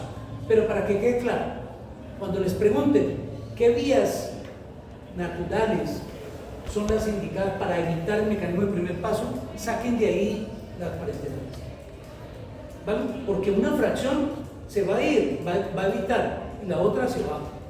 De todas maneras, una parte pasa a la circulación general y otra no puede evitar no irse al hígado. Igual, se va al hígado. Igual.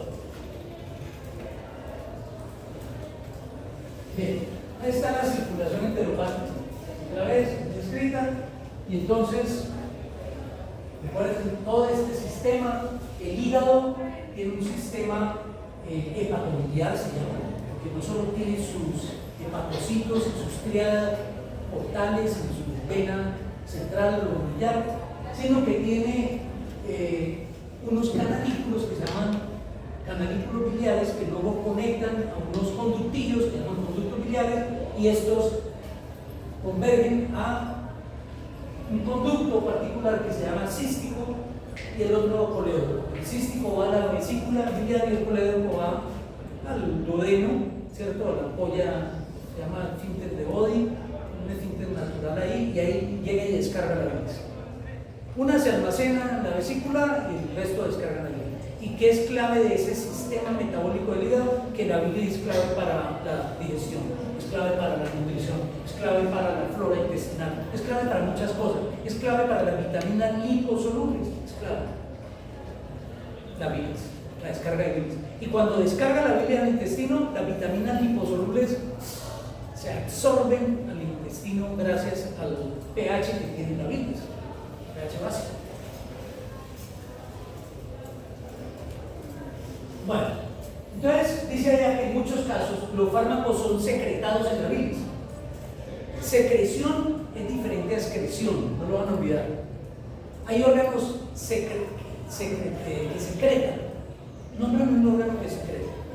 El hígado, bien. Secreta a través de la bilis, sistema secretor, por lo tanto hace parte del sistema exocrino, de muchas hormonas, de muchos pectos, de muchos hormonas. Muy bien, otro. ¿Ah? Los riñones secretan muy bien, hay glándulas, perdón, hay células que tienen poder secretor. Muy bien, es un mecanismo interesante la secreción. Riñón, ¿dónde más? ¿Páncreas? ¿Ah? Páncreas, muy bien, páncreas, ¿a través de qué? A través de unas células especiales, unas alfa, unas beta, unas secretan hormonas, que es el sistema endocrino de la insulina y el glucagón, y las otras células secretan sales, secretan enzimas como la que llamamos pancreatina. La pancreatina es un complejo enzimático entre lipasa, amilasa y proteasas, que son tripsina, quimotripsina, carboxipeptidasa, peptidoglicana.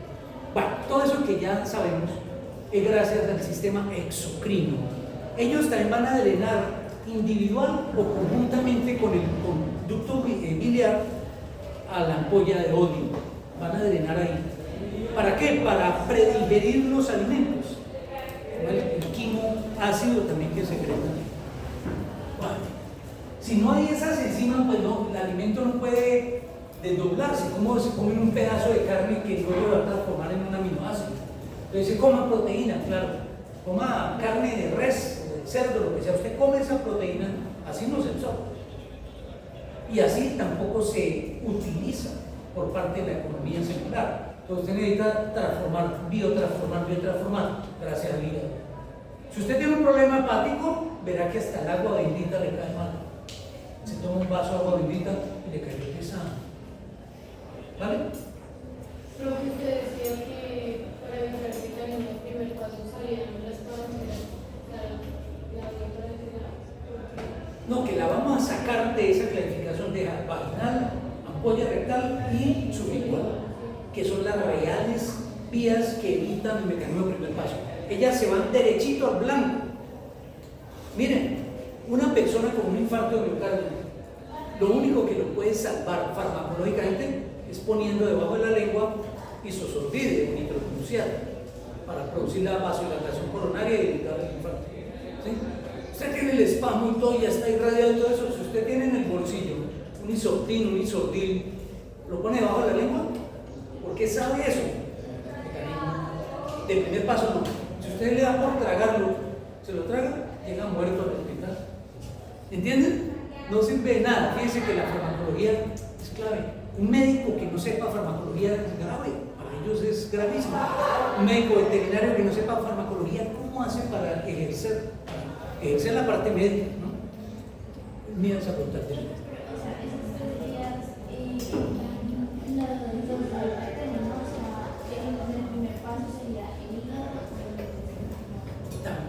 No, el hígado es el mecanismo del primer paso, pero la circulación se llama enterohepática, ambos participan. El epitelio intestinal ya lo vimos y ahora el hígado. Muy bien. Lo que pasa es que el hígado tiene además algo que llama recirculación enteropática. Te estoy diciendo que lo que va del intestino al hígado va a volver del hígado al intestino. Esa es la recirculación enteropática. ¿Vale? ¿Cómo llegó otra vez? O sea que el fármaco ya iba de salida, digámoslo así. ¿Sí? El fármaco iba de salida. Se excretó por la bilis al duodeno y vuelve y se absorbe, o sea que se reabsorbió. Segunda oportunidad para actuar. Eso se llama recirculación enteropática. Ese es un sistema muy interesante que tiene el hígado con el intestino. Ahí, digamos que alivia un poco el problema de que ya venimos perdiendo. ¿Se acuerdan? Les dije vamos perdiendo, entonces ahí se alivia un poco. ¿Por qué? Porque parte que ya iba de salida, vuelve y vuelve. ¿Entienden? Vuelve y entra. Y ahora se va al blanco. Bien. Bueno, ¿por qué es importante la reabsorción biliar? Dice que es ampliamente responsable del efecto prolongado de muchos fármacos como los glicósidos cardíacos. Acabo de hablarle de la digoxina, bueno, no lo voy a mencionar, pero hablé del disosorbide, pero el microbuxiano. Pero la digoxina es digital, ¿no? Un fármaco obtenido de una planta, ¿vale? Los trimestres verán eso, los que están viendo, digitales purpúreos. De esa planta se saca la digitalina y de ahí se deriva digitoxina y digoxina. Esos son los medicamentos que usamos en pequeños animales y en humanos se usan precisamente en pacientes con insuficiencia cardíaca y con infarto de miocardio. Isosorbide, microbuxiato y glucósidos. Entonces, esta digital tiene esa ventaja que se reabsorbe gracias a la circulación enteropática. Por lo tanto, le da un efecto más sostenido al paciente. Mantiene dilatadas las coronarias, mantiene funcional el corazón, baja el gasto cardíaco, el consumo de oxígeno se recupera. Bueno.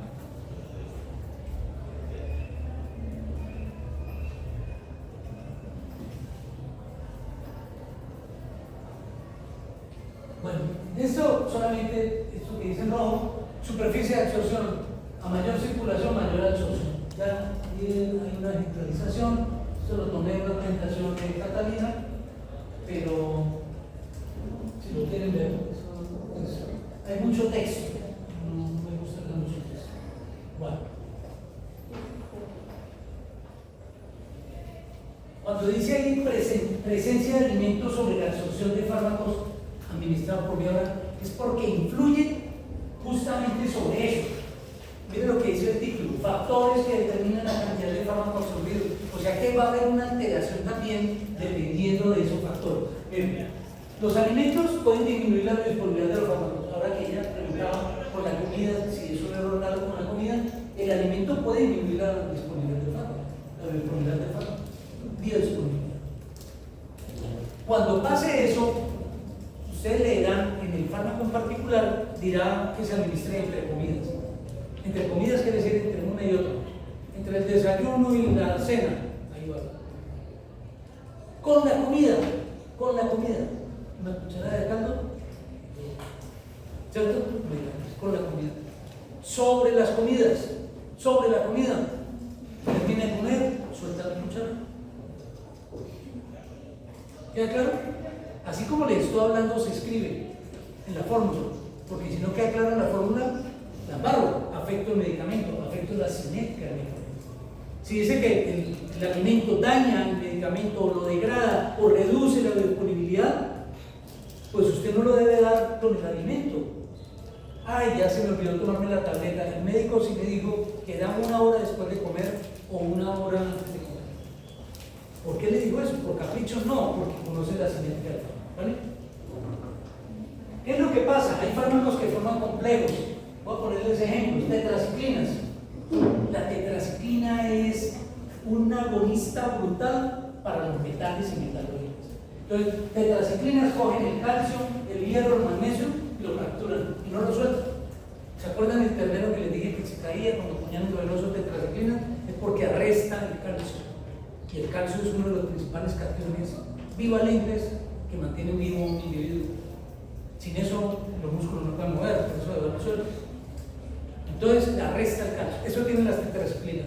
Conclusión, las tetraciclinas no deben administrarse por vía endovenosa. Yo hablo fuerte y claro, ¿no? Y no digan que lo estoy gritando. ¿O sí? Bueno. Porque lo digo así y siguen haciendo lo mismo. Miren ustedes en ganadería, o pregunten y verán a los que trabajan en ganadería, ¿por dónde ponen las tetraciclinas? Y se la ponen endovenosa. Oxitetraciclina, terramicina 100, oxi 50, y cogen la yugular y pum, el animal se tambalea ahí y se puede llevar al suelo. Luego se incorpora y no pasa nada, ya lo dije. ¿Por qué? Porque secuestra. Se llaman quelantes del calcio, hierro y magnesio. Listo. Lo otro es que puede hacer esto. Imaginen ustedes que el fármaco, para poderse distribuir a los tejidos, necesita proteínas, que ustedes las van a leer cuáles son. Pero si las proteínas están ocupadas transportando alimentos, ¿dónde va a transportar el fármaco? Peor aún, acaba de comer con el fármaco. Ahora establezco una competencia. ¿A quién monto primero en la buceta? ¿Al fármaco o al nutriente? Eso nosotros lo pensaríamos así, pero la competencia es desleal. Primero resume el fármaco. Entonces hay un gran problema. El fármaco tiende a competir por los grupos funcionales que recibían el alimento. Quiere decir que el alimento no se va a distribuir adecuadamente. Y entonces viene lo que llama dispepsias y enteropatías. Entonces la persona o el animal mantiene enfermo, o tiene síndrome de colon irritable, o tiene disfunción enteropática o diarrea esporádica en los animales. ¿Por qué? Porque dan medicamentos como las tetraciclinas, se las dan con la comida. Voy a poner un ejemplo real. En agricultura. En agricultura dan antibióticos con la comida. Si el antibiótico es una tetraciclina, mínimo le produce diarrea. Pero es que descubrir una diarrea en una gallina, pues yo no sé qué es una gallina, pero descubrir una diarrea en una gallina puede ser un poquito complejo. Cuando se dan cuenta, ya la gallina está toda alisada, ya no pone huevos, ya no come y se muere. Cuando uno se da cuenta. ¿Por qué? Porque defecan una platita, un duro, a veces. ¿Cierto? ¿Sí o no? Así son las gallinas. Y orinan mientras defecan, porque por la cloaca, entonces es como acoso. Tiene que el médico veterinario que trabaja en agricultura ser observado y decir: aquí hay diarrea en este galpón, aquí hay diarrea. O sea, no ubica. Pero bueno, eso es competir por los alimentos. Listo. El aumento de secreciones gástricas puede destruir el fármaco. Ustedes sabían que cuando uno no está comiendo, por ejemplo ahora, o sea, algunos están comiendo, pero bueno, si uno no está comiendo, ¿cuál es su pH gástrico?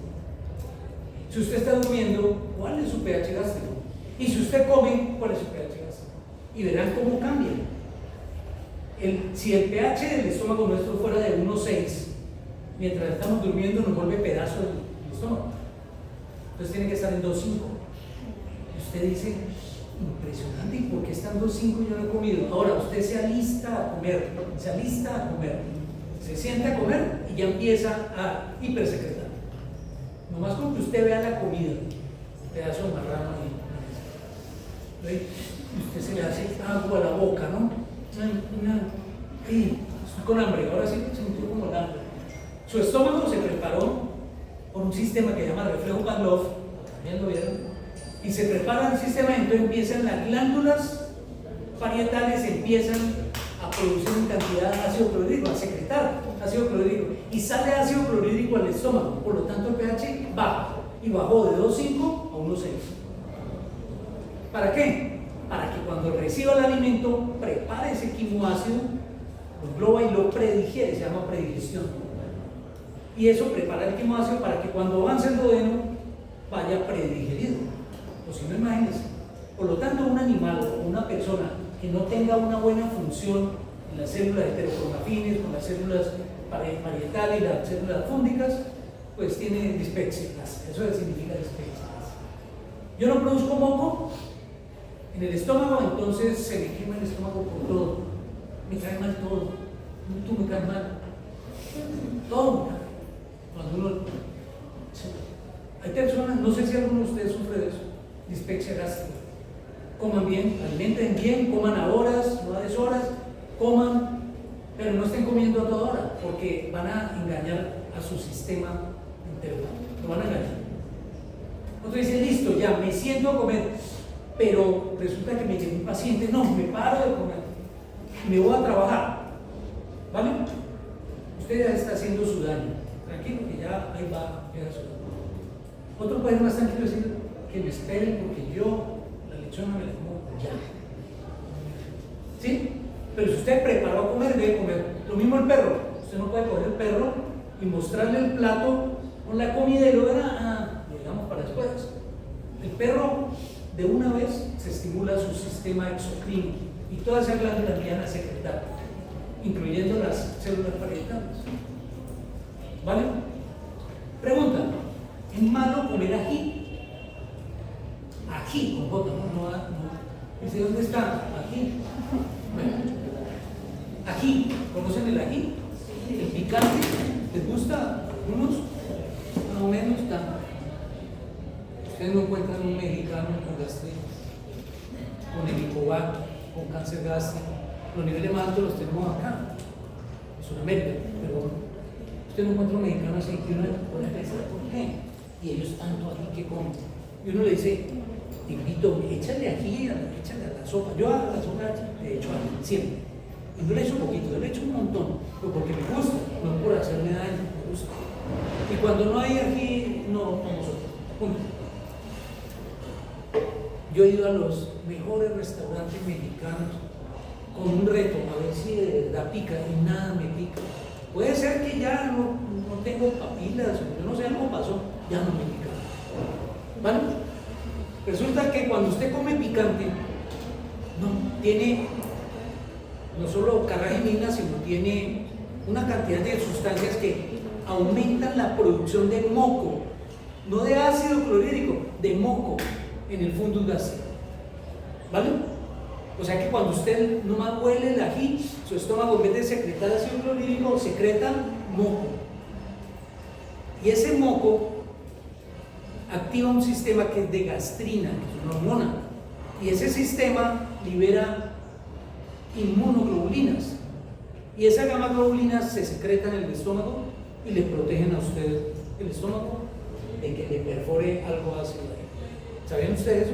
Entonces fíjense que el ají, que tanto mala fama tiene, que porque, uy, no, ají picante. Ahora, ¿está contraindicado? Por supuesto. Si yo tengo un roto en el estómago, ¿cómo me ocurre comer ají? No vuelvo a comer ají, tengo un roto en el estómago, ya una úlcera gástrica, ¿vale? Pero usted se protege, consumiendo ají, se protege de la gastritis aguda. Sépanlo ustedes. Por eso les digo, los mexicanos tienen unos índices, una incidencia muy baja de gastritis erosiva, gracias a eso. O sea, tienen una cubierta de moco interesante en el estómago que nada les cae mal. ¿Sí ves? Entonces es un acostumbramiento. Obviamente una persona que nunca ha comido ají, y el profesor de farmacología me dijo que comiera un jalapeño, lo masticara así. Yo me los como así, para que sepan. Y me como un jalapeño y terminé en el hospital. No va a echar la culpa a mí, no va a hacer eso. Si no está acostumbrado, necesita un acostumbramiento. Porque las personas inmediatamente reaccionan. Y hay unas que reaccionan muy mal y se desmayan y todo y terminan en el hospital. Y en shock y toda la cosa. Por un ají. Y usted queda a soplarse. Otro toma agua, incrementa el... ¿Qué como? ¿Qué como?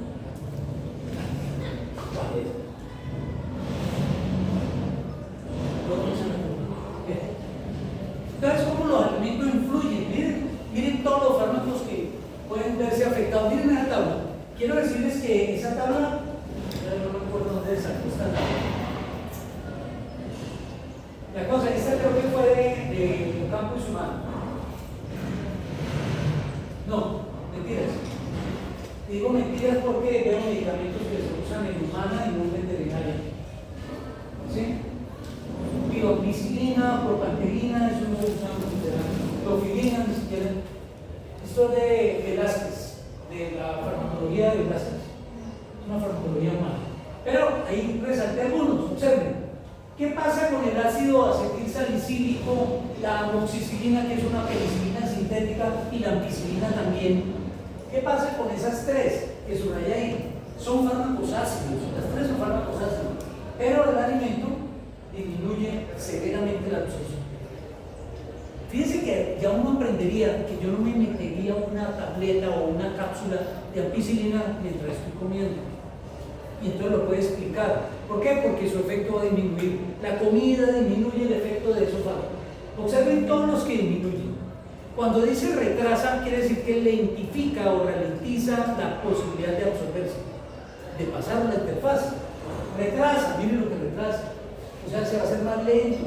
Y usted decía que quería que la digoxina pasara rápidamente. ¿Cómo se le ocurre habérsela tomado con el alimento? ¿No es que la retrasa? ¿Entienden? Entonces revisen la tabla. Ahora, ¿quiénes no cambian? O sea, me da igual. Por eso es que muchos dicen, ¿será que la comida de ese año? Dígame qué fármaco. Porque miren, esto da igual. Entonces, cuando yo pongo la fórmula y me preguntan, ¿me la puedo comer con la comida? Sí. Entre comidas también, en ayunas también, por la noche también, de día también, cuando usted quiera. Estos fármacos, porque no se afectan con la comida. Ojo que estoy tocando solo una variable en el alimento. Hay otras, interactúan, pero en el alimento miren. Entonces, prednisona, que damos con frecuencia, un corticoide, que damos en perros, prednisolona, prednisolona.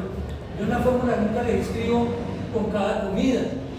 Le digo 3 veces al día. ¿Sí ven? 3 veces al día. Los perros no comen 3 veces al día, casi ninguno. Pero los perros comen 3 veces al día, realmente 2. Y ya otros 1 al día. Pero los perros deben comer mínimo 2 veces al día. Bueno, para eso le pregunto al usuario. Lo mismo pasa en otros animales. Si yo estoy tratando cerdos y le mando algo, un medicamento que no se modifica con el alimento, entonces a cualquier hora del día, administrenlo cuando quiera. Pero hay otra variable, la cinética de alimentación. Ahí sí tengo que tener en cuenta otra cosa. Pero la comida que le va a hacer daño, no. Una vaca, ¿la puedo inyectar con este medicamento? ¿A qué hora el doctor? Cuando quiera. Y si está comiendo, pues que coma. Y si está rumiando, pues que rume. Si está durmiendo, pues que duerma. Y usted dirá, pero no le importa. No, pues ya sé que no hace ningún daño. O sea, no cambia la cinética farmacológica. Me han favor y leen eso y miran ejemplos de fármacos que se usan en veterinaria. Ojo que no solo de medicina humana. Aquí la mayoría se usan en humana y veterinaria. Y miren los que aumentan. ¿Qué quiere decir aumentar? Aumenta la absorción. ¿Sí? ¿Usted quiere pasarlo rápido? Delo con la comida. Si aumenta la absorción, delo con la comida. ¿Pero qué fármacos? Los anticonvulsivantes. Carbamazepina es un anticonvulsivante. El diazepam es anticonvulsivante. Los antieméticos, miren, clorotiazida, anticoagulantes, etimadol. Hay otros antibióticos, eritromicina, dorsales, espiromicina, antibiótico, fenitoína, anticonvulsivante, crisofulvina, antifúngico, hidralazina, antihistamínico, ¿sí? Inotrópico, positivo, antiemítico, regulación. Entonces miren esos fármacos y miren ejemplos en veterinaria, ¿vale? Para que en terapéutica vayamos metiéndonos, cuando llegue el seminario de eso ya sabemos cinética.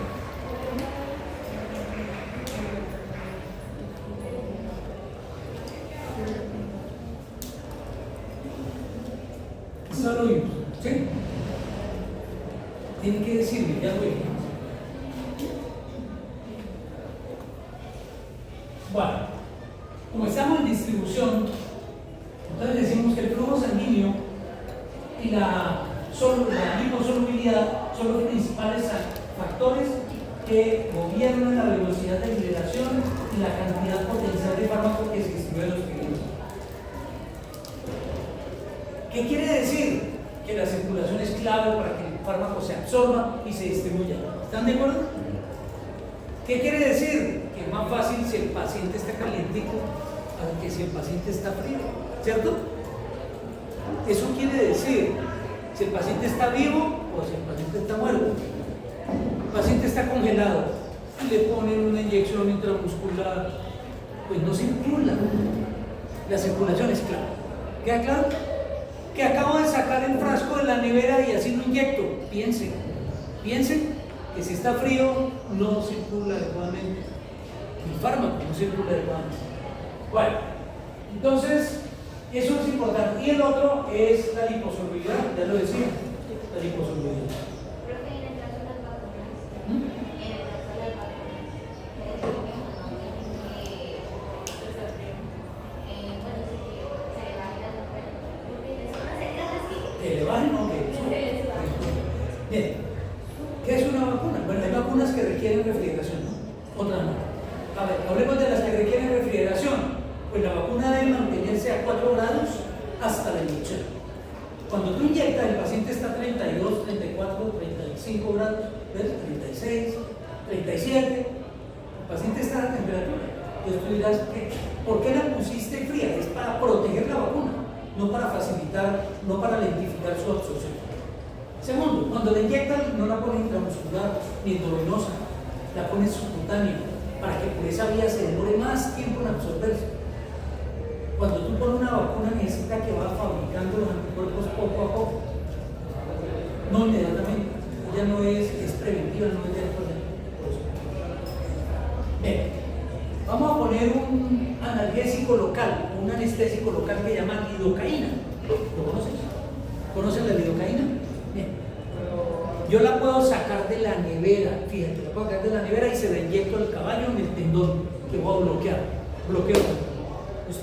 Pero nos explicaron que es fría, pero es que estamos hablando de lo que afecta la distribución de los fármacos en los tejidos. Y yo necesito que la lidocaína justamente se quede ahí. O sea que entre más frío esté, más tiempo va a estar ahí actuando. ¿Ven? Pero fíjense que son excepciones a la regla. Hay otros que lo contrario, necesita que difunda rápido, necesita calor. Si el animal está hipotérmico, hipotenso, ¿no? Hipodinámico, está rítmico, bradírrico, ¿usted para qué va a poner un fármaco que necesita de toda esa energía para circular? ¿Queda claro? Bien. Entonces el primer paso, la primera fase se llama de máxima perfusión. La de máxima perfusión. Segunda fase de perfusión media y tercera fase de baja perfusión. Observen, en la primera perfusión, el único que ustedes leerán en los libros, esto es de un libro inglés, pero el único que leerán en los libros, no van a confundir esto primer paso, ¿no? Esto es la primera fase. Órganos o tejidos que tienen la primera fase o que actúan en la primera fase la primera fase son ya. Mira, acá están. Sí. No les he compartido las presentaciones, ¿no, Karen? ¿No he compartido las presentaciones? ¿Ninguna? Bueno, sí, la regalo. Claro que sí. ¿Me recuerdas, por favor? Gracias por acordarme. Buen día, feliz Navidad. Ah, no,